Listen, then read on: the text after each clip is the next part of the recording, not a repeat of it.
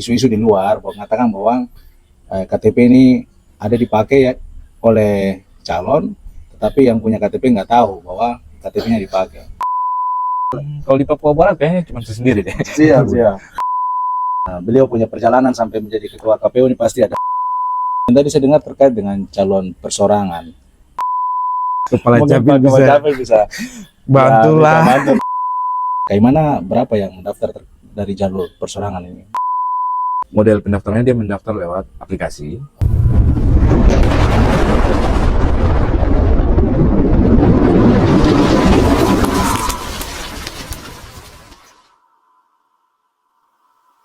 Welcome back, Colo-Colo Podcast. Pace Mace, Pak Saudara semua yang ada di kayak mana? Kami menyapa lagi ruang tayang Anda pada malam hari ini. Saya Bung Bes ditemani oleh kawan saya. Siapa kira-kira nih macam Luis Irini. ya. Malam hari ini kita kedatangan tamu yang luar biasa, Bung Chan atau Bung Chandra Kirana. Beliau adalah Ketua KPU Kabupaten Kaimana. Sepertinya Bung Chan ini adalah salah satu Ketua KPU di Provinsi Papua Barat yang sangat muda ya, Bung. Siap, sepertinya begitu. Kira-kira gimana Bung Chan? Kira-kira yang termuda kah atau ada lagi muda lagi? Kalau di Papua Barat kayaknya cuma saya sendiri deh. Siap. Bung Chan ini semangat ya. Jadi rekan-rekan muda, Pace-Mace, kita mungkin sudah tahu nama Chandra Kirana, tapi mungkin kita mau tahu dulu beliau punya perjalanan sampai menjadi ketua KPU ini pasti ada proses yang ya mungkin dari tahapan mana. Mungkin Bung Chan bisa cerita sedikit. Silakan. Baik Bang Obin. Iya. Jadi pengalaman penyelenggara pemilu ini saya mulai sejak 2015, yang mana bermula sebagai anggota PPD Distrik Kaimana dalam pemilihan kepala daerah tahun 2015. Lalu pasca 2015, kemudian di 2017 masih dipercayakan lagi untuk jadi penyelenggara pemilu untuk PPD Distrik Kaimana juga untuk pemilihan kepala daerah gubernur. Gubernur. Siap. Nah, setelah pasca itu kita 2018 itu mencoba ikut PPD lagi, tapi dari Arguni Bawah. Kemudian masih dipercayakan juga melanjutkan oleh KPU Kabupaten Kaimana pada waktu itu untuk jadi PPD. Dan di saat yang bersamaan ada tes komisioner. Nah, kita ikut tes dan pada waktu itu ya alhamdulillah puji Tuhan bahwa masih dipercayakan untuk naik kelas lah istilahnya. Siap. Naik kelas dari 2018 sampai 2023 persiapan untuk pemilihan presiden dan wakil presiden DPR untuk pemilu pertama dengan 5 jenis pemilu.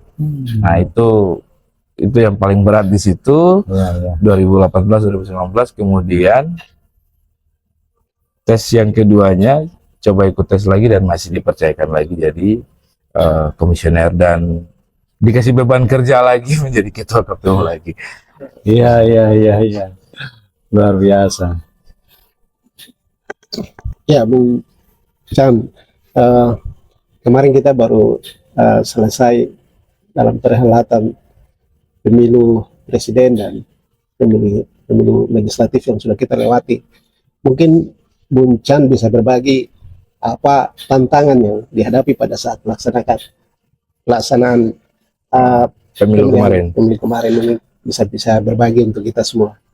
Baik, dalam pemilihan 2024 kemarin terus terang tantangannya lebih besar daripada yang 2019 karena di 2024 ini yang kemarin itu ada 2 calon presiden dan mekanisme yang evaluasi di 2019 itu dilakukan perbaikan di 2024 yang mana semua partai politik wajib melakukan pendataan atau pemutakhiran anggota partai.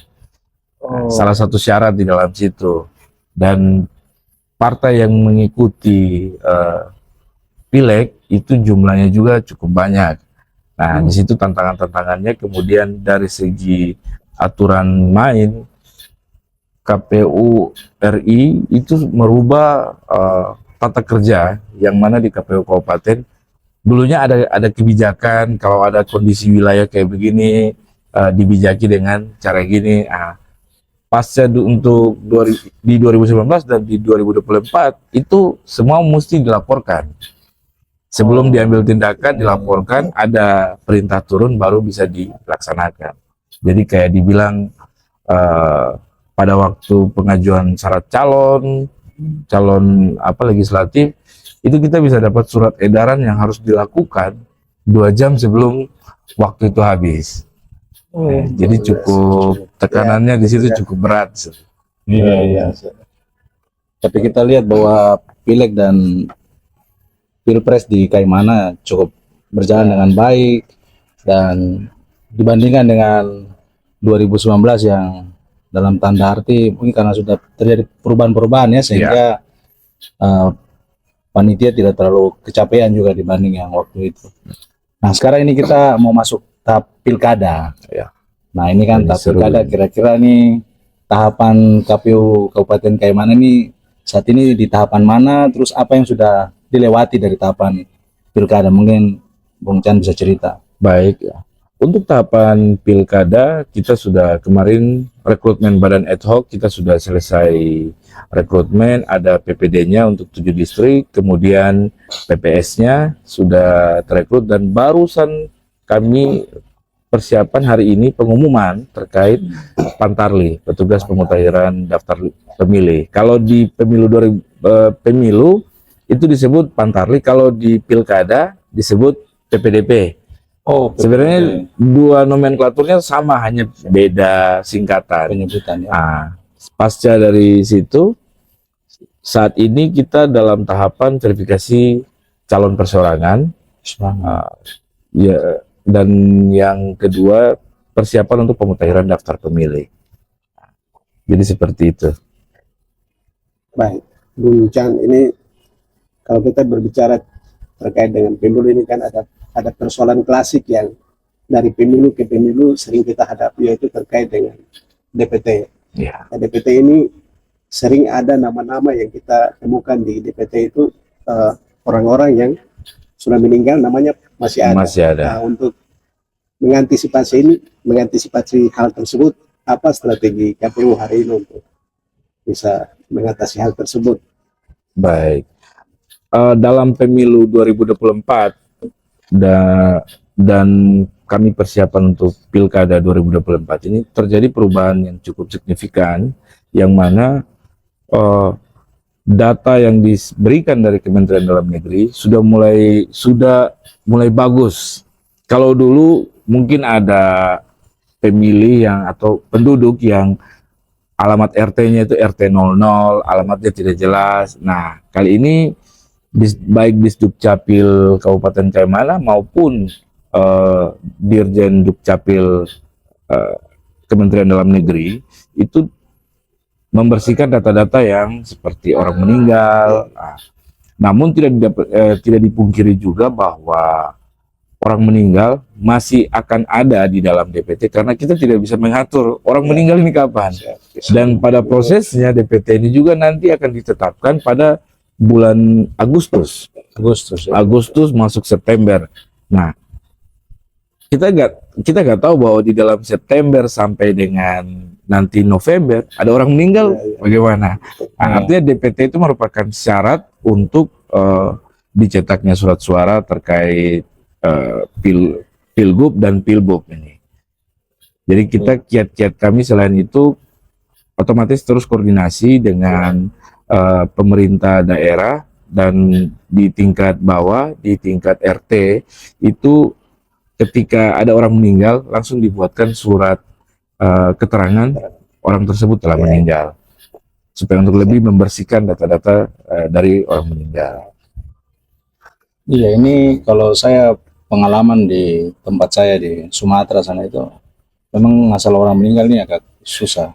Artinya mereka punya kiat-kiat itu bagaimana setiap orang yang keluarganya meninggal melaporkan ke Dukcapil itu dikasih uang, Nah, sehingga mereka akan semangat datang mengurus insentif surat. lah. Ya, insentif. Nah. Sehingga melaporkan bahwa ini sudah meninggal, karena data ini kan tidak akan berubah ketika tidak dilaporkan bahwa Iya, yang bersangkutan sepakat. meninggal. Jadi mungkin kiat-kiat ini juga mungkin bisa diterapkan kita di Kaimana, ada semacam ini hanya masukan-masukan saja. Ya mungkin Pak Adi kepala Mungkin capil Pak bisa Capil bisa bantulah. bisa bantu begini ya. Ini bagian dari motivasinya ya. Ya mungkin yang tadi saya dengar terkait dengan calon persorangan. Kaimana berapa yang mendaftar dari jalur persorangan ini? Untuk Bung Chan? sejak tanggal 7 Mei kemarin itu yang mendaftar hanya satu dan berakhir di tanggal 12 Mei, dan model pendaftarannya dia mendaftar lewat aplikasi. Kemudian dari aplikasi surat pendaftaran tersebut diserahkan ke KPU, lalu KPU lakukan verifikasi terhadap syarat dukungan yang lewat jalur independen. Independen ya. Ya. Jadi satu pasang ya. Oh, Harus satu pasang. Tidak bisa satu hanya bupati aja, satu tidak bisa. Oh, satu Nah, pasang harus ya, satu pasang. Ah, mungkin saya tambahkan lagi nih karena ini lagi Hotnya lagi ini. hot ini isu tentang bagaimana KTP dipakai untuk menjadi syarat untuk pencalonan begitu. Syarat calon. Ya.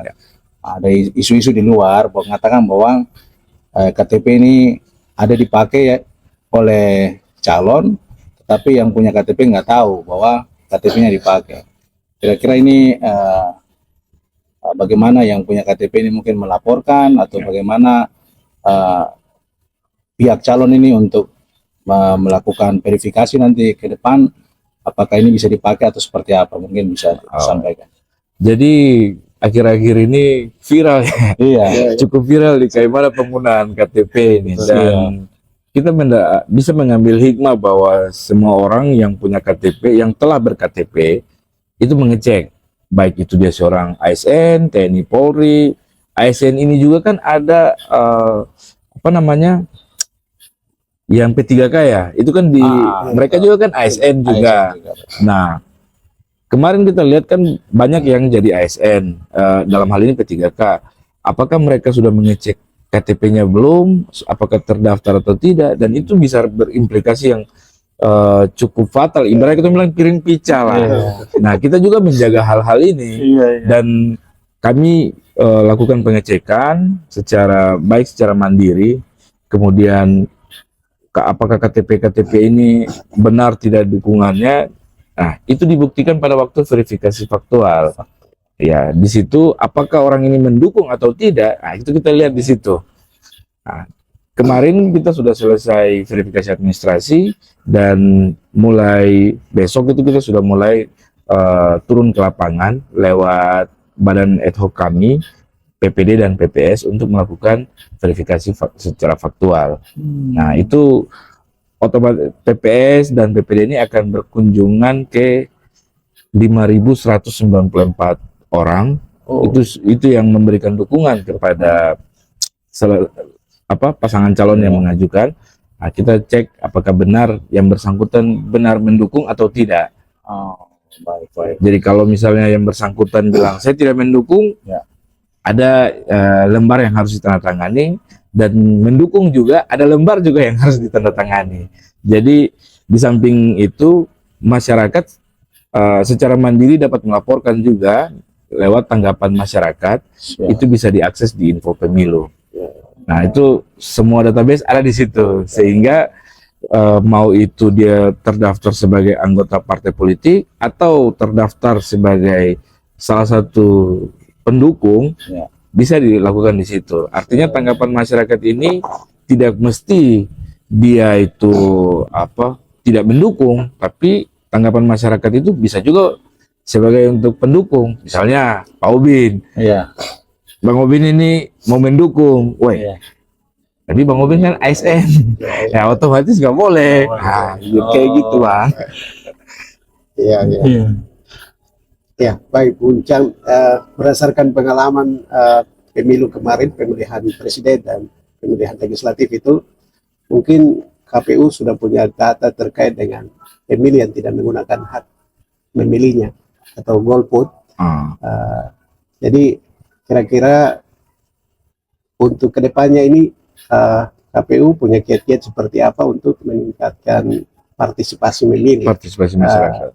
partisipasi masyarakat untuk menggunakan hak memilihnya, terutama mungkin pemilih-pemilih pemula. Mungkin banyak sekali kalau dalam agenda pemilihan kita lihat banyak juga yang tidak menggunakan hak. Iya. Mungkin apa kiat-kiat KPU hari ini untuk mengantisipasi hal tersebut dalam pemilihan kepala daerah nanti. Baik, jadi dalam pemilu, kalau kita bandingkan tarik dari Pilkada 2020, itu tingkat partisipasi pemilih di Kaimana itu cukup signifikan, 86%. Padahal di masa pandemi loh, masa COVID, Betul. pemilihnya tinggi. Kemudian ada jeda selama dari 2020 sampai 2024, pada tahapan di 2023, lalu ada pertambahan penduduk, keluar masuk, kemudian di 2024 yang notabene-nya DPT itu meningkat signifikan. Tapi pengguna hak pilih itu menurun. Kita di angka 68%. Nah, sehingga harapan kami di pilkada ini angka partisipasi itu dapat tinggi seperti 2020, karena biasanya kalau memilih yang lokal itu spiritnya itu lebih tinggi, sehingga banyak orang untuk menggunakan hak pilihnya. Dan ini ada dua jenis pemilu di sini, pilkada ini, pemilihan gubernur dan pemilihan bupati. Nah, ini yang semoga ada partisipasi masyarakat cukup meningkat dari yang pemilihan kemarin. Berarti ini besok pilkada memilih bupati dan wakil bupati, terus memilih gubernur dan wakil gubernur.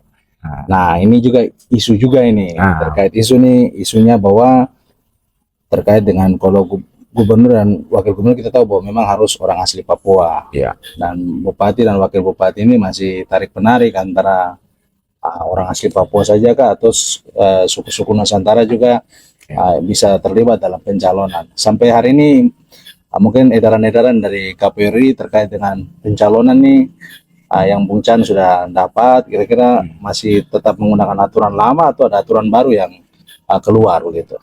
Jadi terkait dinamika orang asli atau OAP, dan kalau saya tidak salah ingat 3 minggu yang lalu itu MRP bertemu dengan KPU RI terkait klausul yang syarat untuk menjadi bupati di wilayah Papua dan di 6 provinsi ini meminta untuk KPU wajib memasukkan itu. Namun yang ditanggapi bahwa dalam undang-undang pemilihan bupati dan wakil bupati atau gubernur, kekhususan untuk Papua ini di 6 provinsi ini ada pada calon gubernurnya itu harus mendapatkan rekomendasi dari MRP. Untuk kabupaten tidak dapat dilakukan seperti itu karena klausul di undang-undang masih jelas bahwa punya KTP di alamat di daerah tersebut, artinya negara mengakui yang bersangkutan ada di situ. Otomatis semua hak-haknya harus terjamin dong. Nah, bagaimana dengan orang asli yang ada di Papua pada di 6 provinsi ini, di kabupaten-kabupaten ini, itu bagaimana tindakannya? Kemarin KPU RI menghimbau bagi calon dan partai politik yang ingin berkontestasi dalam pilkada itu meminta izin ke MRP untuk ibaratnya kita minta izin di orang rumah lah. Nah, karena partai politik yang menentukan, yang memberikan rekomendasi siapa yang maju, siapa yang mundur, siapa yang ibaratnya apakah harus orang asli saja kah atau boleh untuk pada suku-suku Nusantara atau yang lainnya. Nah, ini kemungkinan besar dalam peraturan KPU yang nanti turun, klausul itu bakal ditambahkan, tapi tidak menjadi satu kewajiban. Apakah dengan diberikan izin atau tidak, boleh atau tidak, itu tidak dapat, artinya PKPU tidak dapat mengeliminasi aturan pada di undang-undang. Oh, karena tingkatannya lebih tinggi undang-undang ya. Di undang-undang lebih tinggi. Iya, hanya mungkin menganjurkan begitu. Lebih kepada menghimbau bagi siap. calon untuk meminta izin pada, dalam hal ini MRP merupakan badan adat yang secara kultur sudah diakui oleh negara. Benar. Siap. Iya, baik. Bung Chan, mungkin pada kesempatan ini saya mungkin mau sampaikan ke Bung Chan apa harapan dan penyampaian dari Bung Chan terkait dengan perangkat KPU yang selama ini mereka akan bekerja untuk mendukung atau mensukseskan pilkada bupati bahkan gubernur ya, yaitu mulai dari PPD, PPS dan KPPS. Mungkin apa yang diharapkan dari Bung Chan untuk bisa disampaikan? Dalam harapan berdasarkan evaluasi kami terhadap pemilu 2024 untuk bukan hanya di Kaimana saja, semoga tidak terjadi di Kaimana karena puji Tuhan kemarin tidak ada PSU, tidak ada masalah di tingkat PPD yang sifatnya merubah hasil dan lain sebagainya. Nah, harapannya PPD kerja profesional, tetap mempertahankan integritasnya agar kalau dalam istilahnya kami di penyelenggara itu zero accident, yang ya mirip-mirip supaya jangan kecelakaan. Nah, karena apabila si penyelenggaranya ini bermain, itu implikasinya itu bisa kayak contoh yang saat ini kayak di Bintuni ada PSU, gara-gara PPD-nya hasil di tingkat PPD berbeda dengan yang di KPU dan di Bawaslu. Nah, ini otomatis kan MK bingung nih, wah ini siapa yang bermain nih. Nah, ketika dihitung ulang ternyata memang betul hasilnya itu memang dirubah. Nah, artinya harapan kami di KPU terhadap penyelenggara baik itu PPD di 7 distrik dan di PPS di 86 kampung dan kelurahan, harapannya itu yang dijaga, profesionalisme dan integritasnya dia. Baik, ini mungkin tadi sudah disampaikan oleh Bung Luis terkait dengan pandangan dari Bung Chan untuk aparat-aparat di bawah KPU ya. Tapi sekarang mungkin kira-kira kalau kita petakan nih dari 7 distrik yang ada di Kaimana ini, kira-kira distrik-distrik mana potensial jumlah pemilihnya kecil gitu, artinya dari merujuk kepada pileg kemarin atau mungkin distrik ini yang DPT-nya sekian ribu, ternyata yang memilih hanya sekian ribu. Nah, ini mungkin jadi motivasi buat PPD-PPD yang baru ini untuk bagaimana meningkatkan grafiknya supaya meningkat gitu. Kalau distrik mana ini, Bung Chan? Kalau distrik, tingkat partisipasi di 6 distrik itu cukup tinggi. Yang rendah itu malah di distrik Kaimana. Dalam hal ini di 4 wilayah terbesar, Kaimana Kota, Kroi, Trikoracoa ini yang partisipasi pemilihnya rendah. Kalau untuk 6 distrik tingkat partisipasinya tinggi. Malah di kota ya? Malah di kota yang rendah. Apa saya juga bingung. Ada anomali atau bagaimana? Kalau yang saya temukan waktu pilkada 2020, orang di kampung itu pada menggunakan hak pilihnya. Kemudian di 2024 kemarin di 6 distrik tingkat partisipasinya tinggi. Dan yang tidak memilih itu orang yang memang belum berusia memilih. Dan orang sudah meninggal atau sudah keluar, itu tidak gunakan hak pilih. Tapi pada eksistensinya bahwa untuk 6 distrik partisipasinya tinggi ya. Tapi yang rendah itu cuma di 4 wilayah ini, yang mana sebenarnya pemilihnya paling banyak sudah di sini. Jadi mungkin Bung Luis izin Bung Chan, ini masyarakat di distrik Kaimana yang ada di Kaimana Kota ya, jangan sampai saudara golput pada saat pilkada atau pencoblosan nanti. Tanggalnya tanggal berapa ya? Tanggalnya tanggal 27 November. 27 November 2024 ya. Mungkin Bung Luis ada lagi yang mau ditanyakan? Baik, mungkin Bung Chan saya sedikit bertanya lagi. Mungkin terkait dengan apa tahapan pemilu kada bupati dan gubernur ini sudah sampai di tahap mana, mungkin Bung Chan bisa berbagi untuk kita semua. Baik, untuk di tahapan saat ini kita di tahapan pemutahiran daftar pemilih dan tahapan verifikasi pasangan calon persorangan. Jadi masyarakat, harapannya masyarakat ikut serta mengawasi dan memberikan tanggapan masyarakat apabila melihat ada hal-hal yang aneh dari penyelenggara kah atau dari KPU-nya sendiri, silakan melapor melalui tanggapan masyarakat. Ada KPU-nya, ada Bawaslu-nya juga. Oh, siap. Jadi mungkin saya mau Bung Chan mungkin mengajak ke ini kan kita tahu bahwa pemilih pemula yang tadi Bung Luis sampaikan bahwa umur 17 tahun ini kan rata-rata ada di usia sekolah, Iya, benar. terus ada di usia perguruan tinggi. Nah, kira-kira dalam meningkatkan mereka punya keinginan untuk mencoblos ini kan kadang-kadang anak-anak muda ini kan malas yang repot-repot begitu. Nah, mungkin ada strategi untuk yang pemilih-pemilih potensial nih. Nah, ini kira-kira mungkin ada nanti TPS-nya mungkin lebih mempermudah mereka kah, atau seperti apa, mungkin ada strategi-strategi di lapangan nanti yang mungkin dibuat oleh KPU, mungkin bisa kita dapat sama-sama dengar dari Pak Ketua ini. Siap. Jadi terkait kita ibaratnya jemput bola, Iya. jemput bola, kemungkinan besar kami akan banyak pasca masuk masa kampanye pasangan calon, setelah penetapan calon lalu kampanye pasangan calon, banyak giat yang insya Allah kami lakukan di situ. Kami sudah merencanakan terkait lebih kepada bagaimana partisipasi dari pemilih potensial yang dalam hal ini anak-anak muda, kemudian yang selain anak muda, orang-orang tua lah. Artinya kita ngatur bagaimana pada tanggal 27 November mereka-mereka ini pergi ke TPS dengan sukaria gitu. Jangan dengan emosian, jangan dengan hanya karena perbedaan-perbedaan ini satu jadi ini. Nah, artinya ini pesta yang mana di tanggal 27 itu bukan kita ribut tapi kita bersuka cita di situ. Itu yang harapan yang dapat saya inginkan pada tanggal itu.